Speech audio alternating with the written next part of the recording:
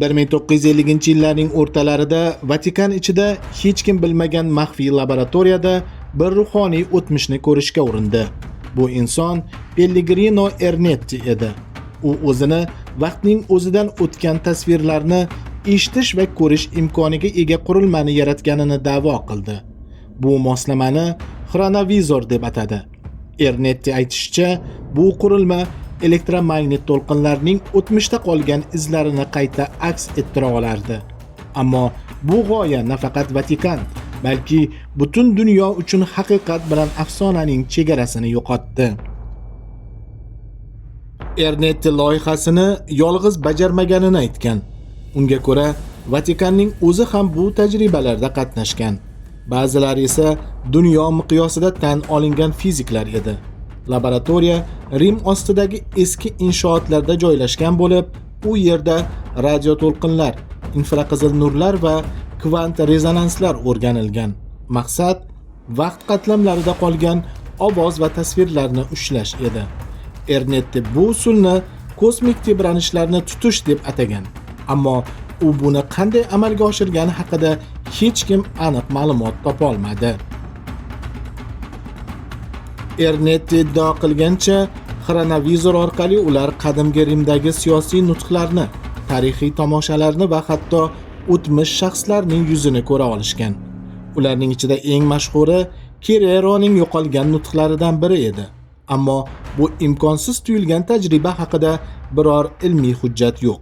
Shunga qaramay, 1950-yillar oxirida Vatikan ichidagi ayrim doiralar bu loyihani maxfiy ilmiy ixtiro sifatida qo'llab-quvvatlagani haqida mishmishlar tarqalgan. Ernetti bir intervyusida shov-shuvli da'vo qildi. U xronovizor orqali Iso Masihning xochga mixlanish lahzasini ko'rganini aytdi. Keyinroq bu voqeani isbotlash uchun surat ham taqdim etildi. Unda Masihning yuzi aniq ko'rinardi. Ammo oradan oz vaqt o'tib, jurnalistlar bu surat aslida Italiyadagi diniy haykal nusxasidan olinganini aniqlashdi. Shunga qaramay, millionlab odamlar bu voqeani ilohiy mo'jiza sifatida qabul qildi. Haqiqat esa hali ham qorong'u. 1972-yilda Tempo jurnali Iso Masihning haqiqiy surati topildi degan sarlavha bilan chiqdi. Surat ostida ruhoniy Ernettining ismi turgan edi. Bu maqola Italiya va Yevropada katta rezonans keltirib chiqardi. Keyinchalik jurnal tahririyati o'sha suratni qanday olganini izohlab bera olmadi. Ammo ba'zi tadqiqotchilar bu holat Vatikan tomonidan atay yashirilgan texnologiya borligini isbotlaydi deb hisoblashdi. Fiziklar bu da'volarni rad etdi. Ularning fikricha, o'tmishdagi elektromagnit to'lqinlar allaqachon so'nib ketgan bo'ladi. Ularni qayta aks ettirish termodinamika qonunlariga zid. Bu nazariyani ayniqsa fransuz fizigi Pierre Colomban tanqid qilgan. U bunday texnologiya mavjud bo'lishi uchun koinotdagi energiya oqimini butunlay o'zgartirish kerakligini aytgan. Ammo diniy doiralar bu g'oyani shunchaki inson tafakkuri hali bilmagan sir sifatida qabul qildi. Bu paytda Vatikan hech qanday izoh bermadi.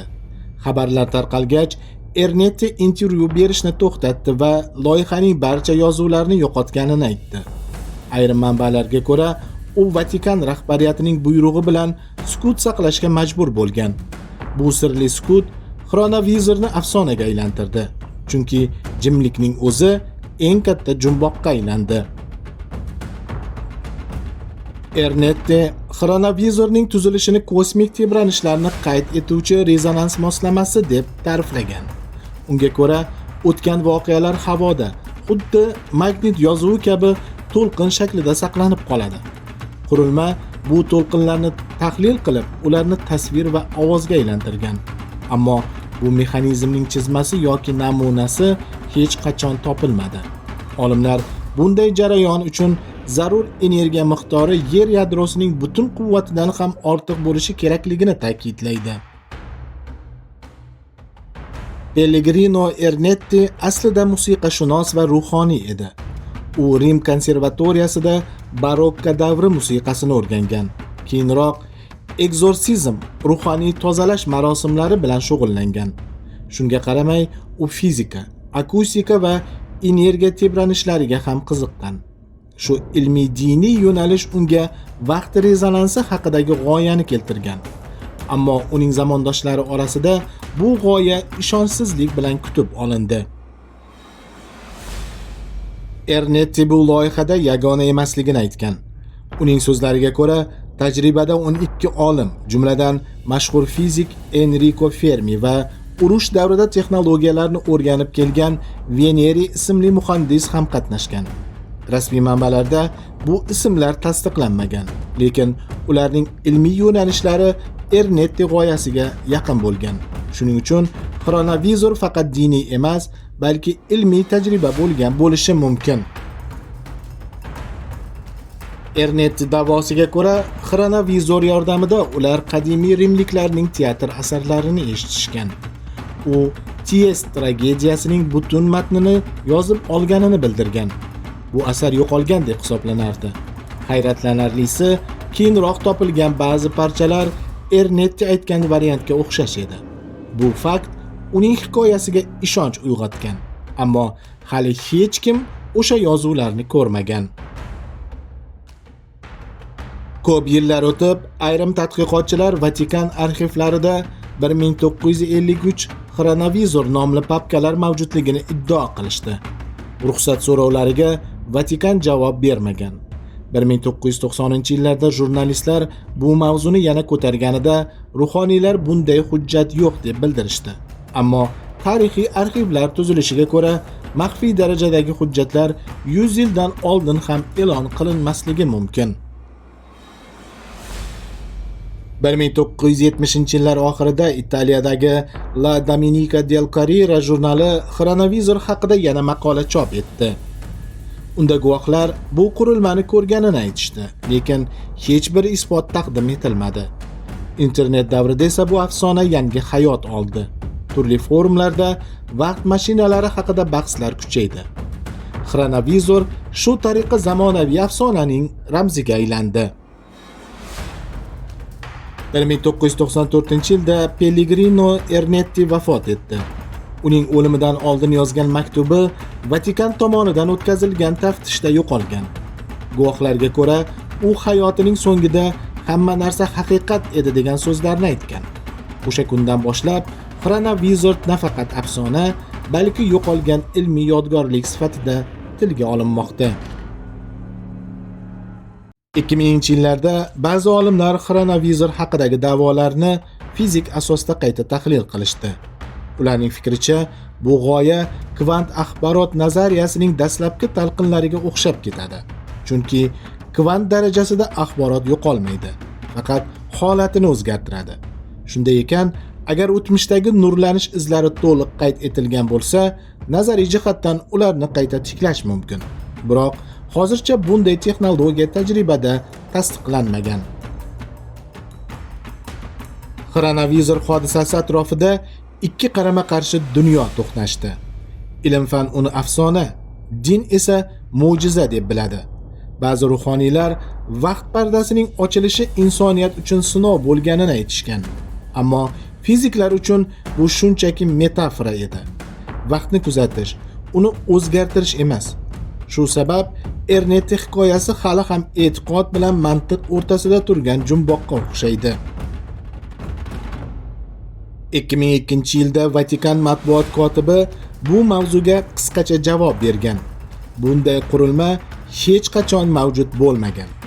Shunga qaramay, bu izoh sirni yanada chuqurlashtirdi. Chunki Vatikan hech qachon Ernetti ismini rasmiy rad etmagan. Bu jimlikni ba'zilar bilinmas rozilik deb talqin qildi. Afsona esa har jimlikdan yangi kuch oldi. Xronavizor afsonasi aslida bir savolni o'rtaga qo'yadi. Inson o'tmishni ko'rishga tayyormi? Agar tarixni o'z ko'zi bilan kuzatsa, bu bilim unga foydami yoki fojia olib keladimi? Falsafachilar bu g'oyani inoyat va taqdir o'rtasidagi chiziq deb atashgan. Chunki vaqtga qarash aslida insonning o'ziga qarashdir. Shu jihatdan xronavizor sir emas, ogohlantiruvchi ramzdir. Bugungi kunda ayrim ilmiy loyihalar xronavizor konsepsiyasiga o'xshash yo'nalishlarda izlanmoqda. Masalan, foton aks sadolari orqali o'tmishdagi sahnani tasavvur qilish g'oyasi optik tadqiqotlarda qo'llanilmoqda. NASA va CERN olimlari kvant axborotni qayta tiklash ustida ishlashmoqda. Bu texnologiyalar hali vaqtni ko'rish darajasiga yetmagan bo'lsa-da, Ernettining orzusi endi fantastika emas, nazariy ehtimol sifatida ko'rilmoqda. Internet davrida xronavizor afsonasi yangi hayot topdi. YouTube va forumlarda uni qayta tiklashga urinayotgan havaskorlar chiqdi. Ba'zilar hatto bu texnologiya hukumatlar tomonidan yashirilayotganini da'vo qilmoqda. Ammo tarixchilar bu jarayonni madaniy fenomen deb atashadi. Odamzod har doim o'tmishni qayta ko'rishga intilgan. Chunki sirli tarix har davrning oynasidir. Ernettining hikoyasi shunchaki afsona bo'ldimi yoki Vatikan hanuzgacha bu sirni saqlayaptimi? Bunga javob yo'q. Lekin xronavizor bizni vaqtning chegaralarini qayta o'ylashga majbur qildi. To'liq manbalar, tarixiy hujjatlar va izlanish tafsilotlarini Telegram kanalimizda ko'ring.